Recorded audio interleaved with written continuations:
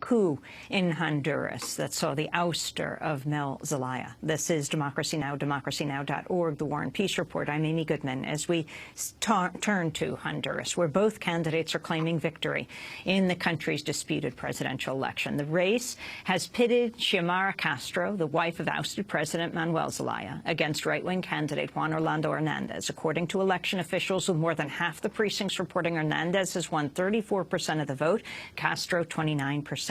Castro's husband, Manuel Zelaya, was ousted in that 2009 coup. She is running on the platform of a new party called Libre, or Free. The campaign's been marred by violent attacks in a country with the highest per capita homicide rate in the world. At least 5 people were killed near a polling station in the eastern part of the country before voting began Sunday. According to the group Rights Action, at least 18 members of the Libre party were murdered in the run-up to the election, more than all other political parties combined. On Sunday, Castro said results prove she was the winner. Right now, the data that we have received, according to the exit polls we've received from the entire country and also the count of information and ballots that we've received today, we can clearly tell you that I am the President of Honduras. The final election results are expected later today, but Castro's supporters are alleging widespread electoral fraud. Nearly 30,000 police and army officers were deployed to oversee polling. Azadeh Shahani, president of the National Lawyers Guild, was one of about 800 international observers monitoring the vote. Despite all of the documentation that has happened with the human rights violations that are happening here on a daily basis, and leftists getting murdered, that the U.S. government continues to support the military here. I mean, on the way here from Atlanta, we saw scores of military people from Honduras who had just got training, received training at the School of Americas in Fort Benning, and they were just coming back to Honduras. And, there is impunity for murder, for, all kinds of human rights violations. And it is truly unfortunate that the Leahy law is not being implemented in the U.S. Adrienne Pine is assistant professor of anthropology at American University, currently in Honduras, where she's conducting research on a Fulbright scholarship. She's author of Working Hard, Drinking Hard on Violence and Survival in Honduras. And we're joined by Edwin Espinal, a community organizer and resistance movement activist in Honduras. He's been subjected to repeated harassment and torture at the hands of police. Espinal's partner, Wendy Diaz, was killed died as a result of tear gas inhalation outside the Brazilian embassy and the violent ouster of a resistance member following the return of President Zelaya to Honduras in 2009. Adrienne Pine, let's begin with you. The results are not fully in yet. At around 54% of the count, what Honduras is saying, the authorities are saying, is that that the right-wing candidate Hernandez has beaten Xiomara Castro. Your response? Well, yes, that's the official story that we're hearing from the Supreme Electoral Tribunal, Amy. But it contrasts with the numbers that are coming out of the polling places themselves, which show an overwhelming lead for the candidate Xiomara Castro. So there's a real concern on the streets. There's real concern over the social networks, and we're expecting that there will probably that these results have not been accepted by the Libre Party, and we're expecting people will probably be going out on the streets to protest them today. And if you, Edwin Espinal, could talk about the significance of this election, why it matters so much to you, and what happened to your partner. Hi, good morning. Yeah, my partner was killed by the tear gas on September 23rd after the President Manuel Zelaya come back to the country, to the Brazilian embassy. She was exposed to tear gas for a long period of time. And then a couple of days after we were evicted from the Brazilian embassy, she passed away in a public hospital because of the excess of tear gas in her respiratory system. And Yeah, and the thing is that the doctors at the hospital, they were trying to cover her, the reason she died, and then she told me that she died by the flu disease, and not for tear gas. They were trying to hide the reason that she passed away. And this electoral process is very important to me and my family because with the social movements and the community organizers, we've been targeted by the militaries and police and the government, but just by the fact of the organizing people in our communities to to improve our communities and educate people in our communities about the political situation in our country. We're talking to Edwin Espinal, community organizer, and Adrian Pine of American University, who lives in Honduras. We're speaking to them in Tegucigalpa this day after the election. I want to turn to a leading Honduran human rights activist, Bertha Caceres, talking about the significance of Xiomara Castro's new Libre Party. Bertha is a leader of the Civic Council of Popular and Indigenous Organizations of Honduras. She has been in hiding for the past 2 months. No, claro que no. No, claro que no. La población hoy. The population today, those who've been in resistance or are from the Libre Party, are challenging the repressive apparatus, with the absence of the construction of real power from the communities. But now, these people are voting enthusiastically for the Libre Party, that we hope will be distinct from the other political parties. This scenario is playing out in all the regions of Honduras, in Zacate Grande, Garifuna communities, campesino sectors, women, feminists, artists, journalists, and indigenous communities. We all know how these people have been hard hit, especially the journalists, LGBTQ community, and indigenous communities. This is all part of what they've done to create a climate of fear. Here, there's a policy of the state to instill terror and political persecution. This is to punish the Honduran people so that people don't opt for the other way and look for changes to the political economic situation and the militarization. That's Honduran human rights activist Bertha Caceres, who actually has been in hiding for the last 2 months, leader of the Civic Council of Popular and Indigenous Organizations of Honduras. Adrian, would you put this election in context? I mean, Democracy Now! In 2009 extensively covered the ouster, the coup against President Zelaya. Then he returned to the country, and we were on that plane when he flew from Nicaragua to Honduras, but could not run again. His wife, as we were on that plane, interviewed Xiomara Castro. She, right back then when they were returning, was already planning to run for president. Talk about the significance of this election in that trajectory since 2009, and then who the opponent she is running against, Mr. Hernandez, is, and the significance of his possible election. Sure.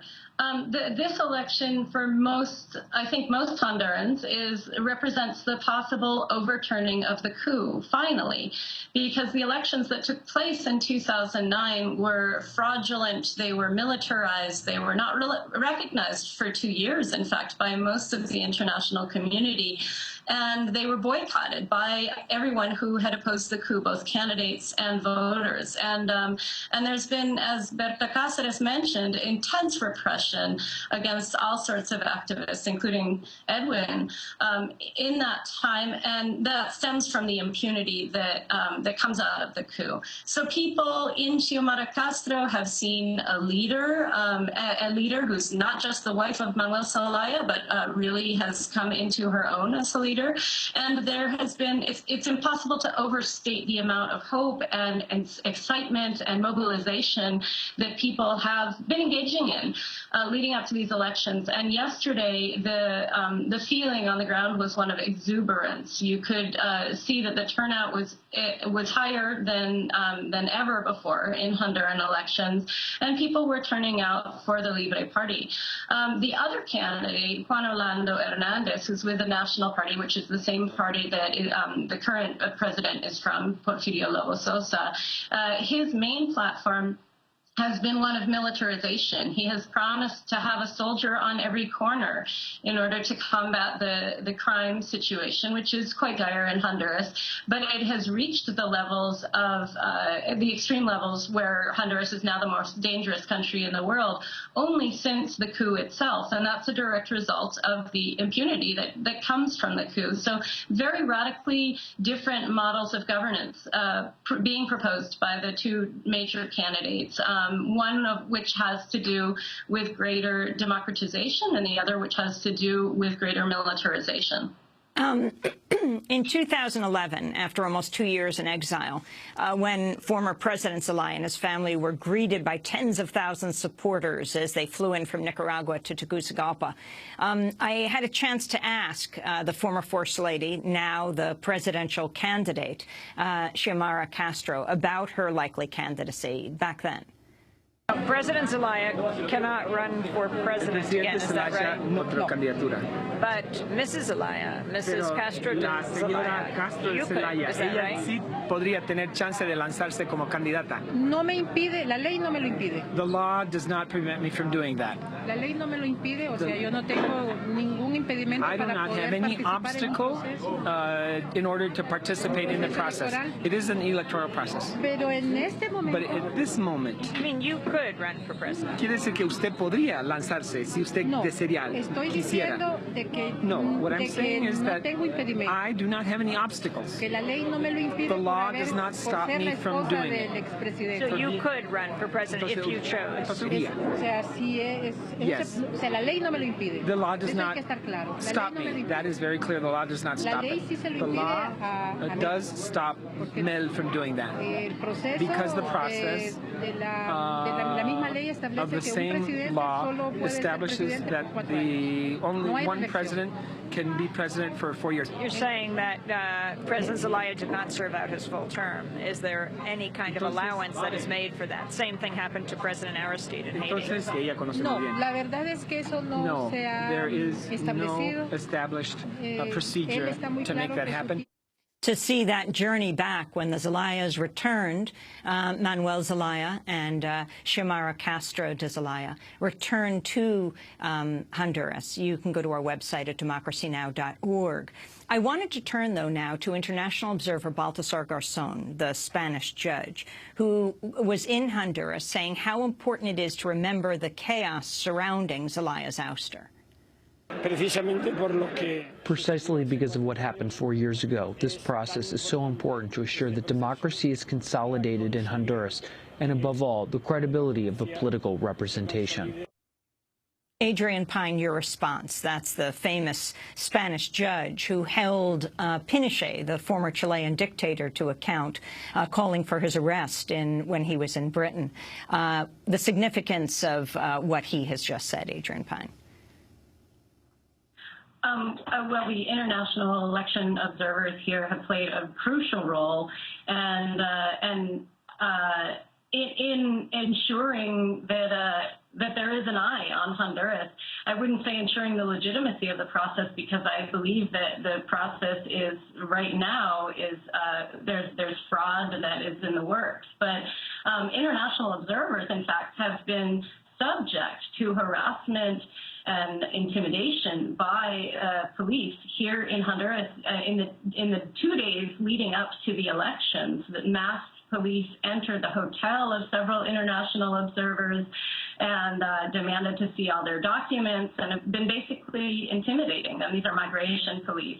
And so I think that their presence is really important, because it's showing the world how the Honduran security forces treat Hondurans on a daily basis, and the fact that there have not been free and fair conditions for this election, and it's really important that they're here to document that. Edwin Espinal, what is at stake today in this election, and what will it mean to you if Hernandez is declared the winner or Castro? It will be complete disaster for me, my family, and our Honduran family, because we already being on a system for 4 years, and the violence, the poverty, the misery, and has just increased in this country, and we cannot, just wait until another 4 years being in this country with, as a Juan Orlando as a president. We are, me, my family, and Honduran people in general, we are so scared that this situation will just get worse in this country. And, well, I hope the international community keep their eyes on this country and help us to put pressure in the government and at least to be transparent and with Honduran people, because we witnessed yesterday that the electoral process was not transparent at all, and we are really sad because there we have hope on the candidates of Xiomara Castro that she will bring big changes for our country and the reality in our society to make big changes that could change the way we live our lives. We don't want to live in our neighborhoods with violence, with kids on the street begging for food or stealing from people. We don't want to live in this system anymore. We want changes, and I hope the international community keep their eyes and pressure this government at least so they can respect Honduran people will. And there was yesterday an electoral process was Honduran people show to the international community what was their choice, and we choose to change the government, but they're using the fraud to stay in power. I hope the international community and we as Hondurans take actions to take to the actual government. Edwin, I wanted to go to ousted President Manuel Zelaya, the husband of the current presidential candidate, Xiomara Castro. This is former President Zelaya talking about these election results. The results handed down by the Electoral Court are not a faithful reflection of what has happened in the polls. The facts show that Xiomara won with a 3.5% margin, and yet when the court speaks, it has placed us at 7 points below. So results handed down by the court are totally contradictory to what took place. And there is an important point I want to underscore. 20% of the registries of votes that they collected have been hidden from the vote count under the pretext that they are inconsistent. If an election takes place with more than 3% margin of error, and here the margin is 20%, the election would be nullified from whatever point of view in any country, anywhere in the world. That was former Honduran President Manuel Zelaya speaking to Andres Contreras. For Democracy Now!, Adrian Pine, the significance of this, and also the fact that you had a whole range of international observers. Among them was the former head of the Republican National Party in California. And I wanted to turn to that clip as well. The former Republican head of the California Republican Party, Ron Nehring. Strong democratic governments in Central America are very, very important. This is a critical election for Honduras. Honduras faces very, very significant challenges. There are issues in the United States which transcend borders, that the United States and Central America impact one another in areas including not only the economy, but human trafficking, drug trafficking, violence, corruption, other unintended consequences of the drug trade, and so on. So this is a very, very important election for Honduras, and we want to make sure that whoever wins tonight, regardless of who that person is the winner of a legitimately held election. That's Ron Nehring, former head of the California Republican Party, one of some 800 international observers monitoring the Honduran elections. Adrian Pine, if you could respond both to Ron Nehring as well as a former president, the ousted President Zelaya. Well, I would certainly agree with Ron Naring that what we all hope is that the will of the Honduran people is respected in this election. And in terms of what Mel Zelaya said, I share his concern about the accuracy of the Supreme Electoral Tribunal's vote count. And I think a couple important points are to be made here. That first of all, the Supreme Electoral Tribunal was illegally appointed in the first place by Micheletti, who was the dictator following the coup, just prior to the coup, in that they were elected officials and they're not, by the Honduran Constitution, allowed to be appointed to the Supreme Electoral Tribunal. So they were appointed to carry out the coup. They then were the main body that legitimated and carried out fraud in the 2009 elections. And they have now been very clearly acting on the side of the National Party and also of the religious leaders of the country who were the strongest backers of the coup. So this is a very biased institution. Another point that I think is frightening is that the U.S. ambassador to Honduras last night made a call to respect the numbers that were coming out from the Supreme Electoral Tribunal, and they're not even final numbers yet, but basically put her hat in on their side. And we're really worried about the U.S. making declarations this early when there still aren't numbers that that anybody is agreeing on or trusts from any side yet. I mean, there isn't a final count. And so the process has not been transparent. There were irregularities throughout. There were murders, as have been mentioned earlier, intimidation of voters, vote buying. But I think the most fraud has happened by the Supreme Electoral Tribunal, which is both carried out and itself is a product of the 2009 coup. We want to thank you both for being with us. Adrienne Pine of American University, living in Honduras currently.